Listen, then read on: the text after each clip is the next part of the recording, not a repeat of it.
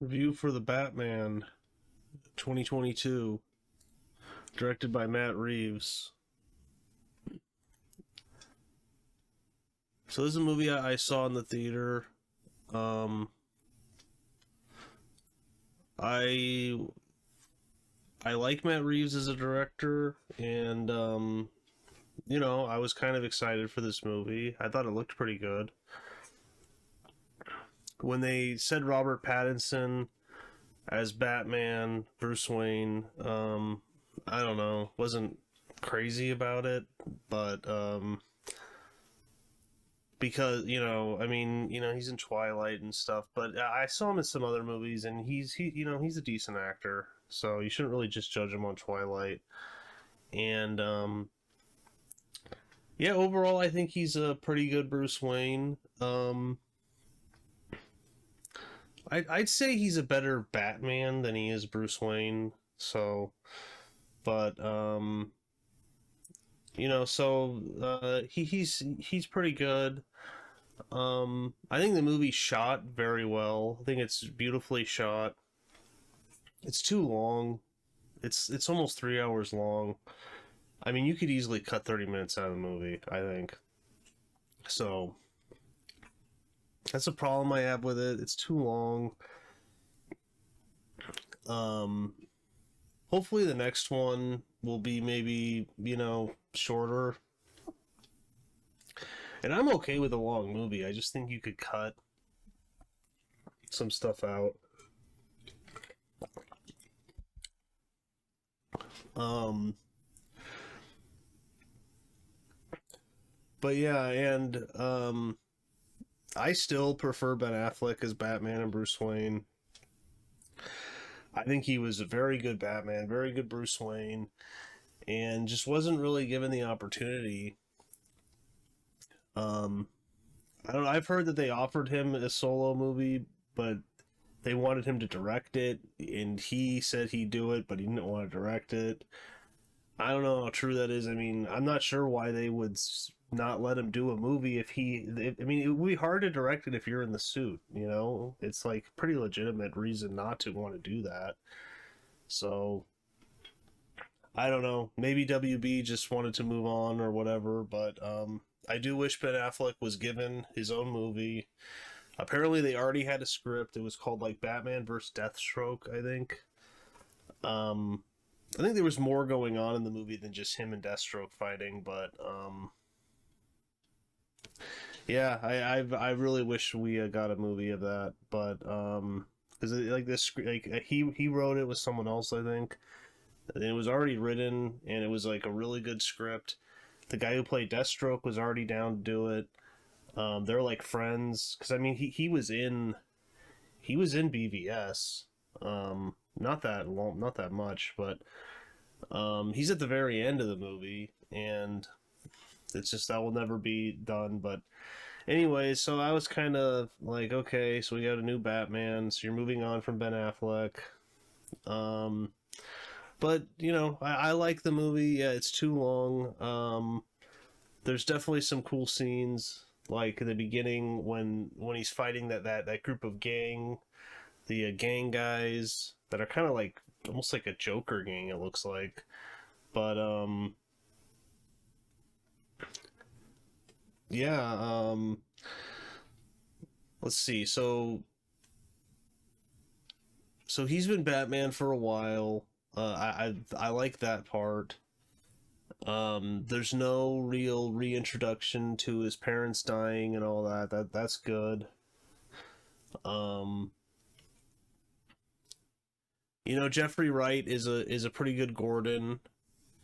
Obviously they did a race swap on that, and I'm not big on race swaps, but he's a good actor. I've always liked Jeffrey Wright, so I don't have many criticisms on that. Um, the the uh, the bad guy is the Riddler, obviously. I've always liked Paul Dano as an actor, so when I heard that he's going to be the Riddler, I was pretty excited about that, and I think he did a good job.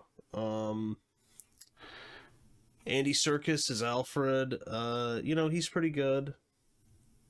Again, though, I think Jeremy Irons is better, but and Colin Farrell is of course the Penguin, and he's amazing. Amazing makeup, and I don't know if his own he's getting his own show, but I don't know if that has launched yet. So, but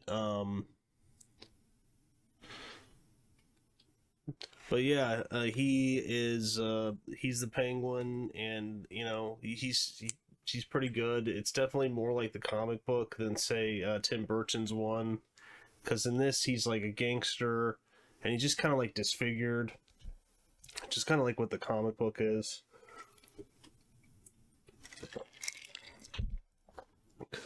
So I'm sure, and then at the end of the movie, they kind of hint towards he's gonna have a bigger role in the sequel. So, um, so yeah, I mean, it's a good movie. There's some things about Bruce Wayne's parents that I'm not sure I'm crazy about. I think I like what Nolan did more with that. Um, I guess I could get into spoilers, but overall, like the movie. It's not one of my favorite Batman movies. It's not one of the worst. For me, it's kind of in the middle. I like Nolan's stuff better. I think I like Snyder's stuff better. And I like the first Batman more. I don't know. This is maybe right after the. This is probably a little bit better than Batman Returns, I'd maybe say. Um, Definitely better than Forever and Batman and Robin. So it's kind of in the middle, I would say. Um, there's some complaints like I don't know. There's a lot of people this movie kind of whisper, and it's like I get it. It's a Batman movie. It's dark and dreary, but they kind of whisper. I do like his Batman voice though. I think that's pretty good. But I thought Ben Affleck did a pretty good job, and I think they just kind of copied him. So on that, Robert Pattinson is pretty emo in this. I'm not sure. Yeah, some people complain about his hair when he's Bruce Wayne, and yeah, I'm not sure I like that his hair is a little too long. But I like the city in this though. The city in this kind of reminds me of it's like 60% Tim Burton, or maybe it's 50% Tim Burton, and the rest is Snyder smashed together with Nolan. It's kind of what I would say. Kind of what it reminds me of. Um, but I like the city. I like it's raining a lot. Definitely dig the look of that. Um, his Batmobile's pretty cool. It's like a muscle car, pretty much. It's an interesting way to do it, and it's different. They just can't keep doing the same thing over and over again. So, but and then he also has a motorcycle that he rides a good amount with Catwoman. I like his motorcycle. It's not too over the top. It's kind of streamlined. It's an interesting approach for Batman because he he in many ways is over the top in this, but he's also pulled back a little bit. Like he gets shot a good amount of times in this. I kind of forgot that. And but his his chest piece and his shoulder armor is bulletproof, and so yeah, so it's a little bit like Nolan. He didn't really. I don't. Did he get shot? I don't know. He says they say it will block knives and stuff. So this, I think, it's a little more robust. Nolan's is a little bit more down to earth, I would say. Um, there's a great car chase in the middle of the movie with him and Penguin. Although it was kind of spoiled in the trailer.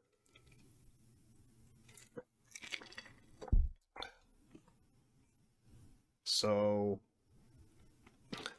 um, Andy Serkis as Alfred, he's okay. I think Jeremy Irons is better. I think that Michael Caine is better, but he is, I don't know, what is he, like 10 years younger than Jeremy Irons? So he's like a little bit younger, but he doesn't really do much. And um, there's a scene, okay, I'll get into spoilers, where a bomb goes off. He's near the bomb, and it just seems like he doesn't get that injured. And I was just like, I think that would kill you. But I mean, it is Batman, but still, I mean, he's not wearing armor. He's not wearing a suit. He's just kind of going through his mail, and the Riddler sends him a bomb. Um, and it just kind of puts, some, a little bit of burns on his face, and I don't know. I was just kind of like, I think that would kill you, but yeah, and Zoe Kravitz as Catwoman, um, I liked. I I think maybe, like, the stuff between him and her is some of the best stuff in the movie, I'd say. I like that nightclub that they're in, Penguin's nightclub. You know, so yeah, so I think that she'll be in the sequel, definitely, and I'm glad that they went with Zoe Kravitz and as a Catwoman. Um, I wonder who they're gonna go with the sequel, because at the end they have the Joker. I've seen the scene that was cut. You can see his face more. I don't know. I'm not a big fan of that look, but it wasn't in the movie, so they could change it, I guess. But it is, like, I think on the Blu-ray's deleted scene, and there's a scene of him talking to the Riddler, and you can see it a little bit. But I guess we'll have to see where that goes. It's gonna be hard because although I guess the last Joker, well, there's like so many Jokers now. So you got Jack Nicholson, who's amazing. Heath Ledger, who's amazing, and Suicide Squad one, which didn't really like that much, but I was always like, we barely even saw him, so he wasn't really given an opportunity, but that wasn't popular at all, so they kind of just scrapped that. That was kind of a mess up on David Ayer and I guess Snyder's part too, but that was David Ayer's movie, so. But and Joaquin Phoenix obviously is really good as that Joker. What I would like to see is that Joker fight this Batman. Like, I know that it's like, oh, but that's like in the 70s or the early 80s, but they never say. I mean, I think you can make it work, but I don't know if they'll do that.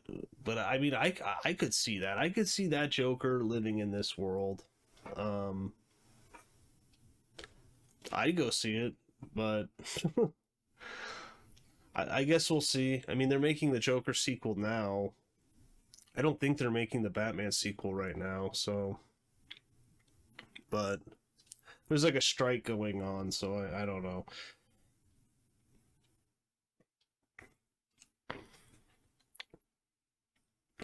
Um. Oh yeah, Peter Sarsgaard's pretty good as the corrupt district attorney.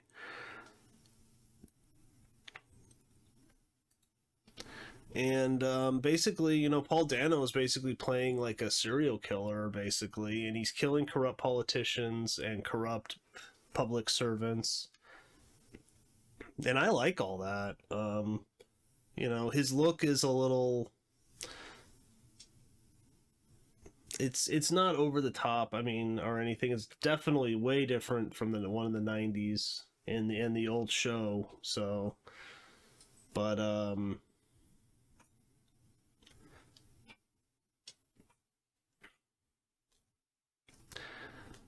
But yeah, his Riddler, pretty good. He's pretty smart.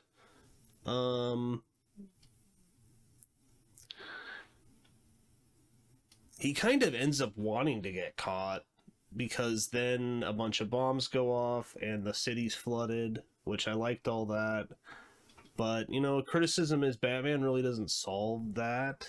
So, you know, um, I like the message at the end, though, is that, he's been so busy just fighting bad guys. He hasn't really been saving that many people. So he saves a bunch of people at the end, and he kind of learns a lesson on that he can't, scare everyone. He can't scare the populace. And thought that was good.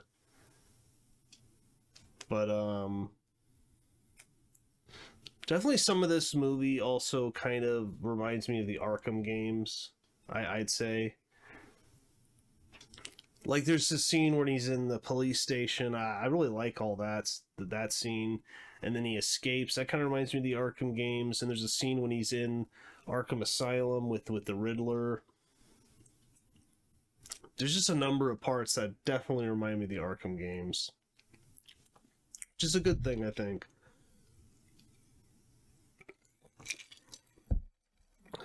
So,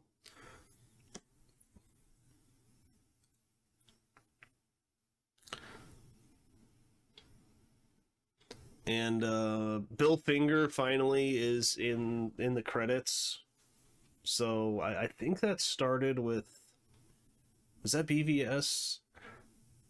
I don't know if he won a court case. I mean, he's dead, obviously. So is Bob Kane, but it is sad that Bill Finger never really got the credit he deserved for helping to create Batman and the Joker. And it sounds like he actually, I don't really want to get into that, but it sounds like he and Bob Kane both were definitely a major part in creating Batman, the Joker, other elements of it. So it's good to see that he's on the IMDb and given credit, and Bob Kane. So who's the cinematographer on this? Okay, he shot Dune.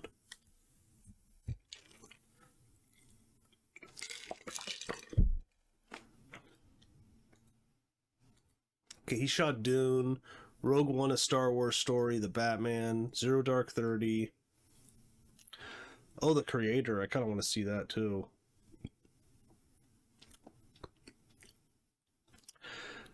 Some episodes of Mandalorian, Foxcatcher.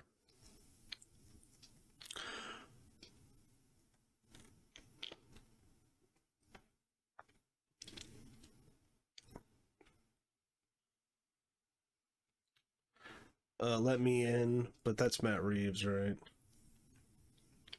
So, yeah, overall, I like the movie. There's some complaints like what they do with his Bruce Wayne's parents. Spoilers. I mean, his dad is a good guy. He's running for, I think, the mayor. But before he is, there's a story that is about his wife, and he doesn't want it published because it could hurt his chance for mayor. But they say it's really about, it's going to embarrass his wife. So he goes to the guy the journalist who's gonna publish it, who's corrupt and works for Maroni, because him and Maroni had beef, and he says he's gonna pay him off. He won't do it. He then goes to Falcone and says, "Hey, just scare the guy. Just scare him. I don't want you to hurt him, but just scare him and make it so he doesn't publish it." So they go to him, he won't play ball, and they end up killing the guy. So his dad is kind of shown to be corrupt, and I don't know. I think I like how Nolan did all that, but it's different. So his dad is kind of corrupt. But even Falcone was like, your dad was a good guy. Like, he just didn't want to hurt his wife. And he's like, and remember, this journalist was not a good guy. He's corrupt. He works under Maroni.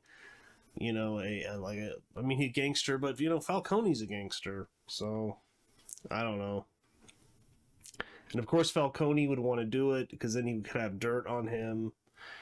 So I don't know. I'm not sure about that, but um, some people really got angry about that, which I get. But yeah, I mean, what can I say? I enjoy the movie. It's 30 minutes too long, I think. The prosthetics on Colin Farrell are awesome. Um, you know, so I saw this movie with my mom, and at the end I was like, I asked her about the penguin, and she said, yeah, she liked them, liked the penguin, but then I said, you know, that's Colin Farrell, right? And she had no idea, so you know, she didn't really follow the making of this movie, so so she had no idea. The prosthetics are really good, and you know, hopefully the next movie, I don't know, him and the Joker, I guess, are going to be the villains. So I guess we'll see. I mean, there's some scenes where he waddles like a penguin, which is kind of funny. And there is a good chase scene between them two, but it was kind of ruined in the trailer, which is too bad. This is the first version of Batman to address the black eye makeup under the cowl directly. In previous film, the makeup just disappeared when Bruce took his mask off. Matt Reeves stated, "I just love the idea of taking off the mask, and under that, there's the sweating and the dripping and the whole theatricality of becoming the character."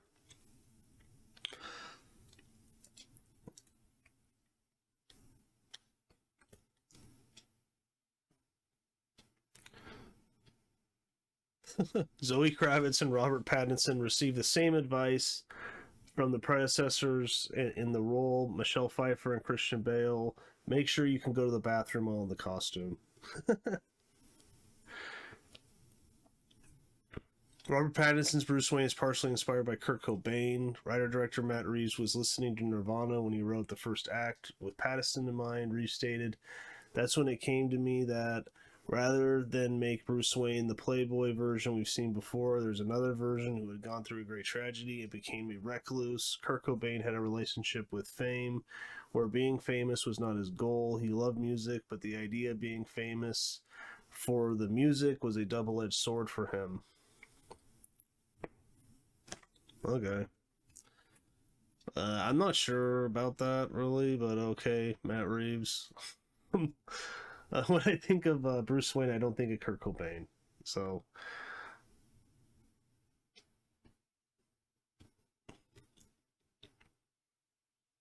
Matt Reeves cites the Batman comics, Batman Ego, Batman Year One, and Batman: The Long Halloween as the main influence for the film.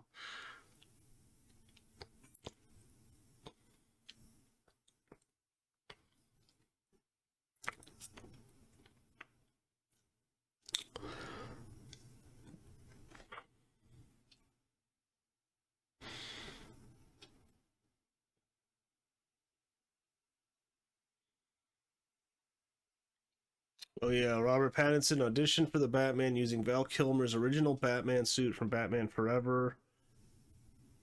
Isn't there a picture of that? But because Pattinson didn't fit into Kilmer's cowl, he wore the one George Clooney wore in Batman and Robin. Oddly enough, former Batman Christian Bale auditioned for Batman Begins using Val Kilmer's original Batsuit from Batman Forever. Yeah, I've seen that picture.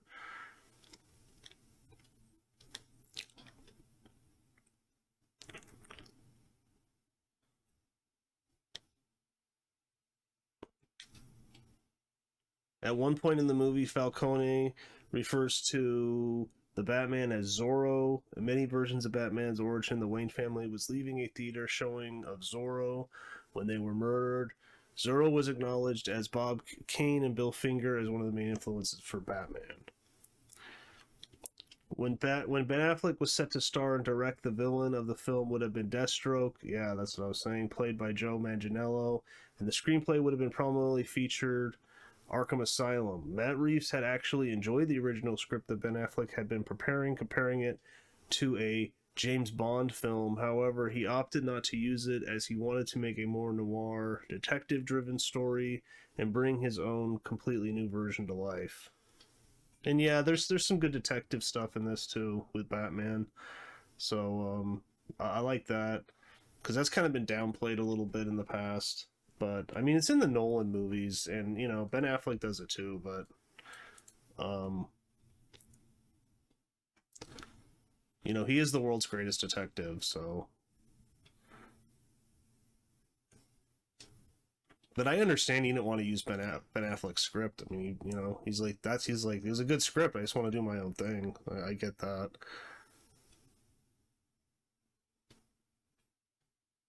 Matt Reeves was devastated when Robert Pattinson was cast in Tenet because he thought it meant he wouldn't want to play Batman. Okay, well, he still wanted to do it, so.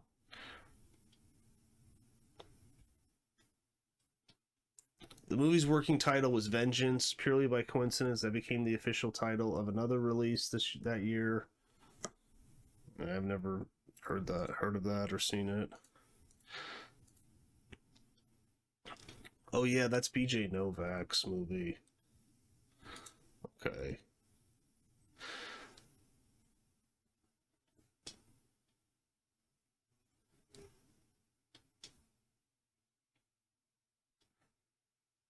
And yeah, there's a few good fights just between Batman and Catwoman. Um, Especially the first one. I like that fight when she's robbing that place, and then he kind of just shows up. So Robert Pattinson and Zoe Kravitz both worked on the fight choreography for months and every day during the whole shoot.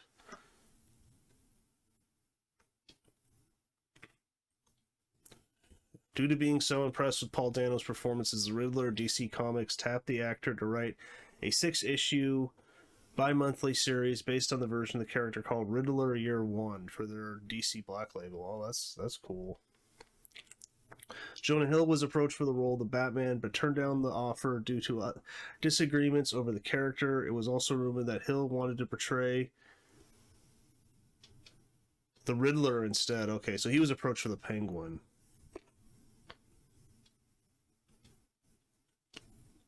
So, but yeah, overall, like the movie. I'll go see what they're gonna do for the sequel. And you know, I have some problems with it. It's not my favorite Batman. It's not the worst Batman movie. Somewhere in the middle for me. So, but yeah, that's about it. If you enjoyed this review, like, comment, subscribe, and see you next time.